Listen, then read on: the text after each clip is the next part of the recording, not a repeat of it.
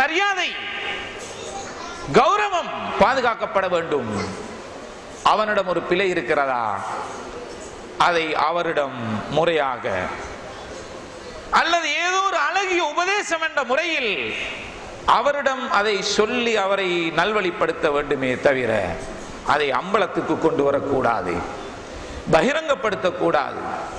எவர் தனது சகோதரனுடைய மானத்தை மறைக்கிறாரோ, எவர் தனது சகோதரனுடைய மானத்தை கௌரவத்தை பாதுகாக்கின்றாரோ, நாளை மறுமை நாளையில் எந்த சிறும் சிறாக இருக்காது, அனைத்துமே ஜஹர் பகிரங்கமாகின்ற அந்த மறுமை நாளையில் இந்த மனிதனுடைய மானத்தை அல்லாஹ் காப்பாற்றுவான். ஒரு கூட்டத்திலே நாம் இருக்கின்ற பொழுது நல்லவர்கள் கெட்டவர்கள் எல்லோரும் சேர்ந்திருக்கலாம். நம்மில் சில நேரங்களில் நோன்பாளிகளும் இருக்கலாம், அவரை இனம் கண்டுகொள்ள முடியாது.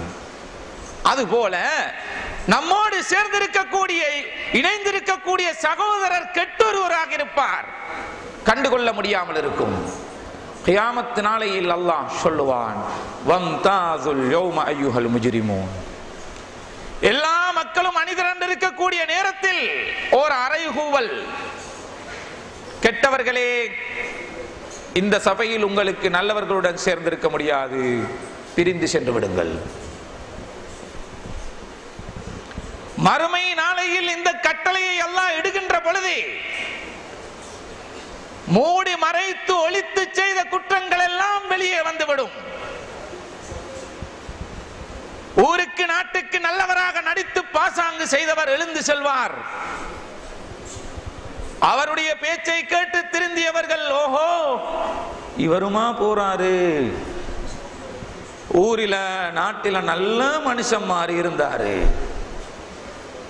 அன்புக்குரியவர்களே, அன்றைய பொழுது மறைக்க முடியாது, அம்பலத்துக்கு வந்தே தீரும். எனவே உலகத்தில் நாம் நல்லவர்களாக வாழ பழகிக் கொள்ள வேண்டும்.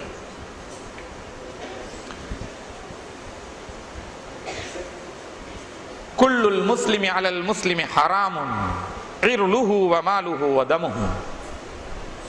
ஒவ்வொரு முஸ்லிமும் அடுத்த முஸ்லிமுடைய மானத்தை பாதுகாக்க வேண்டும், அடுத்த முஸ்லிமுடைய சொத்தை பாதுகாக்க வேண்டும், அடுத்த முஸ்லிமுடைய இரத்தத்தை பாதுகாக்க வேண்டும் என்று சொல்லிய நபிகள் நாயகம் ஸல்லல்லாஹு அலைஹி வஸல்லம் அவர்கள் அத்தக்வா ஹாஹுனா, அத்தக்வா ஹாஹுனா, அத்தக்வா ஹாஹுனா. இறை பக்தி என்பது வெளி வேஷம் அல்ல, இங்கே என்று காட்டினார்கள். தக்வா என்பது உள்ளத்திலே வர வேண்டும். உள்ளத்தில் இருக்கின்றது உறுப்புகளினால் பிரதிபலிக்க வேண்டும். உள்ளத்திலே இருப்பது உடுப்பாக, பேச்சாக, பிடியாக, நடையாக நல்ல பிரதிபலிப்பாக வெளியாக வேண்டும். அத்தக்வா ஹாஹுனா சொல்லி காட்டினார்கள். முடிக்கவில்லை, இன்னொரு வார்த்தை சொன்னார்கள், பிஹஸ்பி இம்ரிஇம் மினஷ் ஷர்ரி ஐயஹ்கிர அகாஹுல் முஸ்லிம். ஒரு மனிதன் செய்கின்ற மிகப்பெரிய கெட்ட காரியம், ஒரு மனிதன் செய்கின்ற மகா பெரிய கெட்ட காரியம், அவர் தொழுகையாளியாக இருப்பார், குர்ஆன் ஓதுபவராக இருப்பார், வலீஃபா யாக்கூத்தியா ஓதுபவராக இருப்பார், யா லத்தீப் சொல்பவராக இருப்பார், நோன்பு பிடிப்பவராக இருப்பார், எத்தனை நல்ல காரியங்களை செய்தாலும் இந்த நிலைக்கு ஆளாகி இருக்கிறாரா என்பதை பார்த்துக் கொள்ள வேண்டும். ஒரு மனிதன் மகா கெட்டவன் என்பதற்கு மிக போதுமான சான்று அடுத்த முஸ்லிமுடைய மானத்தை பகிரங்கப்படுத்துவது, அடுத்த முஸ்லிமை கேவலப்படுத்துகிறது. தன்னை சிறந்தவனாக நினைத்து அடுத்தவனை கேவலமாக நினைக்கிறது. ஒரு மனிதன், ஒரு முஸ்லிம் கெட்டவன் என்பதற்கு வேறு எந்த சான்றும் அவசியம் இல்லை.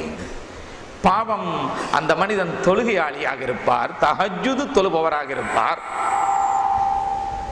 இன்னொரு நல்ல அமல்களை செய்யக்கூடியவராக இருப்பார், தன்னை தானே சிறந்தவராக நினைத்து தற்பெருமை கொள்கிறார். மற்றவர்கள் எல்லோரும் கேவலமானவர்கள், என்ன இவர்கள் எல்லோரும் இப்படி இருக்கிறார்களே என்று இருமாப்பு கொள்கிறார். இந்த கர்வம் வரக்கூடாது. நான் மிக சிறந்தவன் என்ற எண்ணம் வந்துவிடக் கூடாது.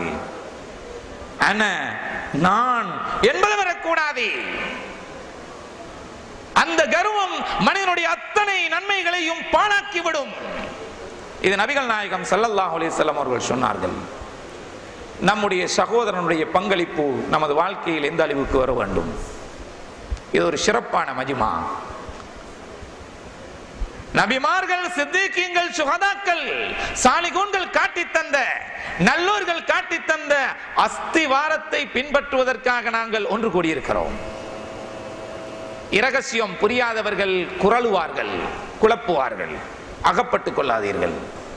நம்முடைய ஈமான் இஸ்லாத்துக்கு நபிமார்கள், சஹாபாக்கள், தாபியுங்கள், தபு தாபியுங்கள், முஜ்தஹிதான இமாம்கள், வலிமார்கள், குதுபுமார்கள், மஷாயிகுமார்கள் ஃபவுண்டேஷன். ஃபவுண்டேஷன் இல்லாத கட்டடம் சுக்குநூறாகிவிடும். ஃபவுண்டேஷன் சரியாக இருக்க வேண்டும். அன்புக்குரியவர்களே, நபிகள் நாயகம் ஸல்லல்லாஹு அலைஹி வஸல்லம் அவர்கள் சொன்னார்கள், லா தஹாசது, நீங்கள் ஒருவர் இன்னொருவரை பார்த்து பொறாமை கொள்ள வேண்டாம். தன்னுடைய சகோதரன் உழைக்கிறான், வீடு கட்டினான், வாகனம் வாங்கினான், எத்தனையோ சிறப்புகளோடு இருக்கிறான், ஹஜ் செய்தான், இப்படியெல்லாம் அவன் உயர்ந்து கொண்டு போகிறானே என்று பெருமூச்சு விடாதீர்கள். படித்து பட்டம் பெற்றான், சிறப்பு புகழ் பெற்றான், சான்றிதழ் பெற்றான், நீங்கள் கருமம் வைக்காதீர்கள். நானும் அதை அடைய வேண்டுமே என்று அவாக்கொள்ளுங்கள், அது பரவாயில்லை.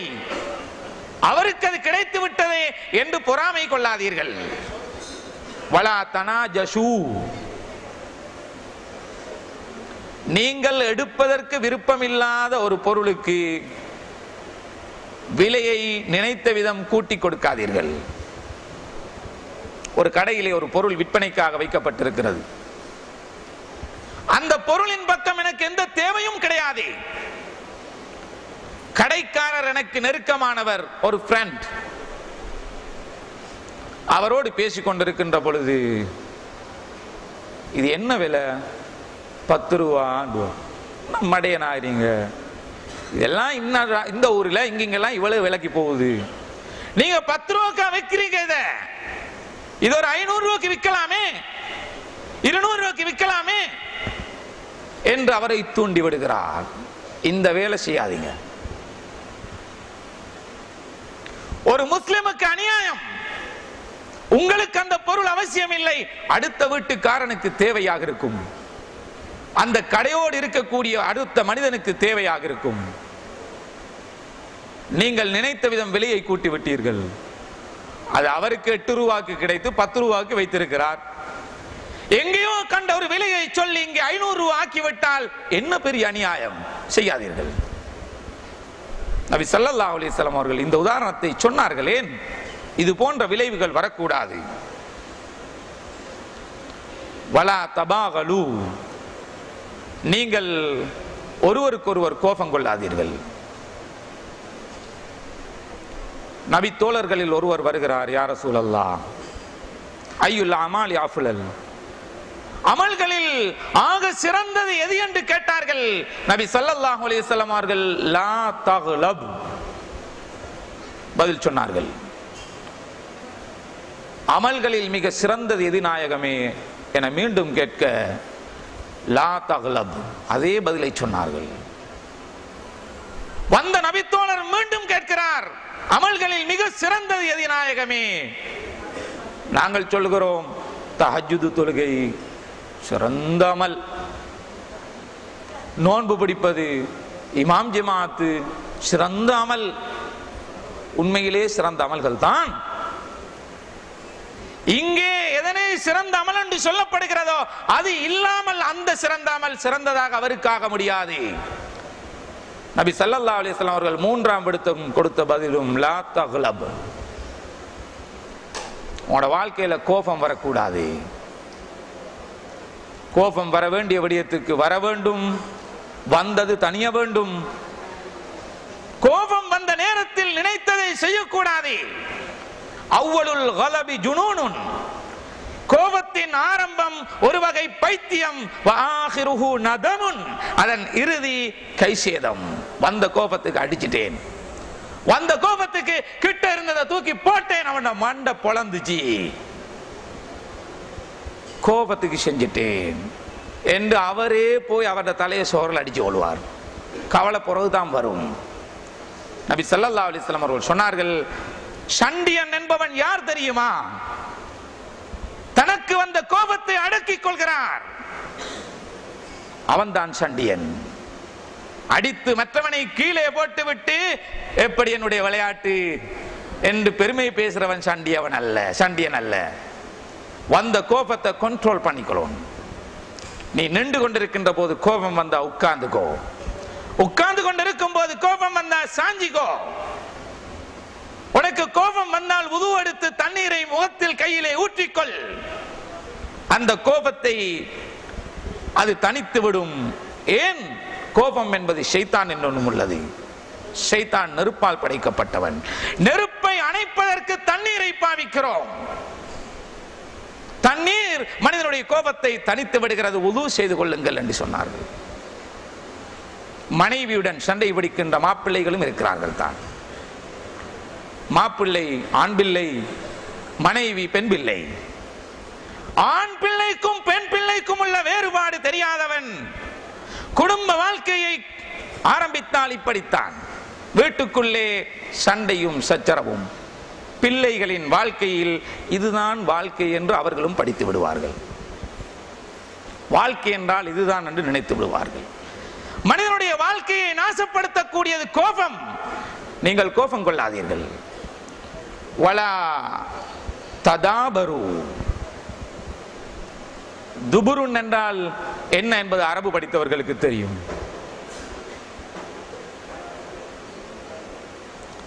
உங்களில் எவரும் மற்ற சகோதரனை, நம்முடைய பாஷையில் சொல்வதாயிருந்தால் நத்திங், சும்மா கணக்கெடுக்காமல் இருக்கிறது, ஆளை சும்மா சைடு காக்குறது.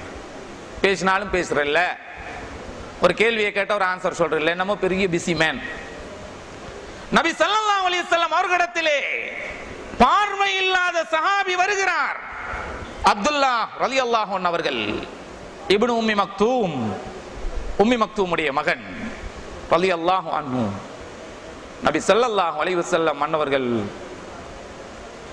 அவர்களோடு இருந்த சிலருக்கு ஹிதாயத்து கிடைக்க வேண்டும்.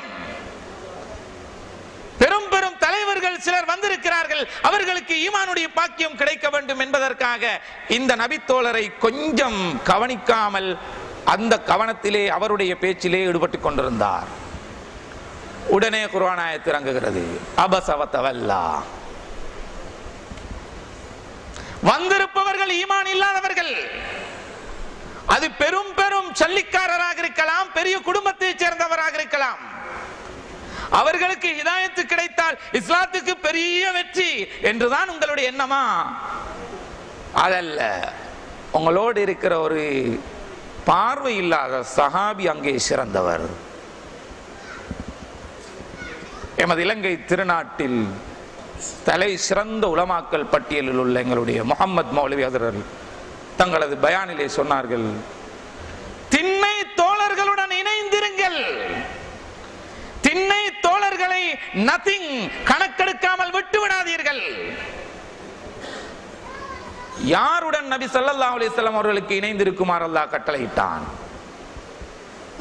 பார்வை இல்லாத சஹாபியை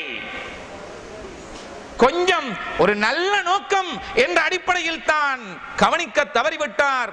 உடனே குர்ஆன் ஆயத்து இறங்கியது. கியாமத் நாள் வரைக்கும், சுவர்க்கம் வரைக்கும் அந்த ஆயத்து இருந்து கொண்டே இருக்கும், அழிக்க முடியாது. ஒரு மனிதனுடைய உள்ளம் எப்படிப்பட்டது? உங்களுடைய வீட்டு வாயிலுக்கு வருகின்ற எத்தனையோ மனிதர்கள் பார்ப்பதற்கு அலங்கோலமானவர்களாக இருப்பார்கள். உங்களுடைய பார்வைக்கு பசந்து இல்லாதவர்களாக இருப்பார்கள். உங்களுடைய ஃபேமிலி கௌரவத்துக்கு ஈடில்லாதவர்களாக இருப்பார்கள். துரத்தி விடாதீர்கள். உங்களுடைய துஆ அல்லாஹ்வுடன் மர்தூதாக இருக்கும். வருகின்ற அந்த சஃபரானியுடைய துஆ அல்லாஹ்விடத்தில் மக்பூலாக இருக்கும். அவர் அல்லாஹ்வை நெருங்கிய ஒரு நல்லடியாராக இருக்கலாம். துரத்தி விடாதீர்கள். நபி ஸல்லல்லாஹு அலைஹி வஸல்லம் அவர்கள் சொன்னார்கள்,